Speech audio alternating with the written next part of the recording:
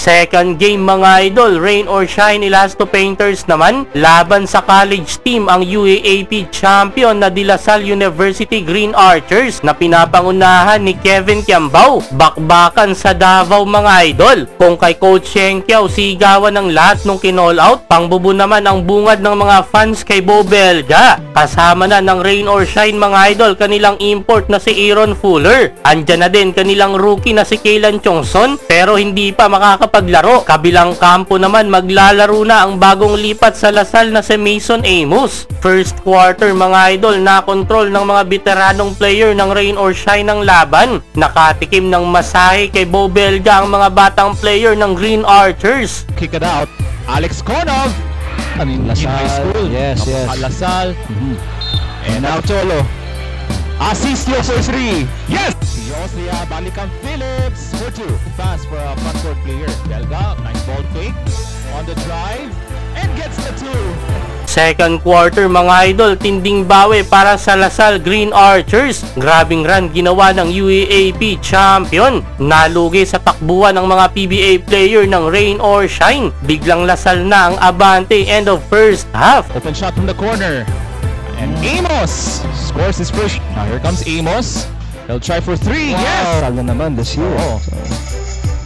And looks to Kevin Kiambao. Low post.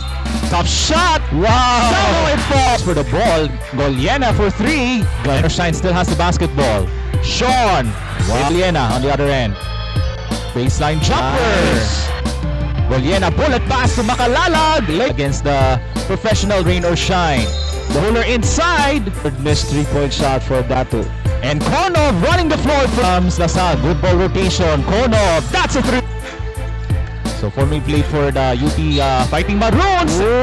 Entering third quarter, Kevin Kiambao gandang pasa sa baseline. Intense na naging laban mga idol, palitan ng kalamangan. Binabalya na ni Bo Belga itong mga batang player ng Green Archers. Matapos tirahan sa tres ni Kevin Kiambao itong si Belga, hindi pwedeng walang bawi sabi ni Big Bo. May baon pang pang-asar mga idol matapos ang end one play na to ni Bo Belga kay Kevin Kiambao. Well, muling na-control ng Ross ang laban sa presensya na din ng kanilang import na si Aaron Fuller. Pero may counter ang La Salle mga idol at sila muli ang nakapagbaon ng kalamangan end of third quarter. 82-78. Fourth quarter mga idol, patuloy na pinapahirapan ng mga college player etong mga pro player ng Rain or Shine. Gandang pasa na naman mula kay Kevin Kiambao. Ang sisipag ng Green Archers, stress na naman mga idol. Michael Phillips hindi nire-respeto ang import ng Rain or Shine. Talagang nakikipagbalyahan. 3 minutes umabante ang Ross mula sa end 1 layup ni Mamuyak. Pero sumagot lang din dyan ng 13 Kevin Kiambao. 102-100. Tulad ng first game, intense din ang ending netong laban na to mga idol. Clutch play mula kina Bo Belga at Aaron Fuller. 106-105. Sa dulo nakuha pa ng Rain or Shine Elasto Painters ang panalo.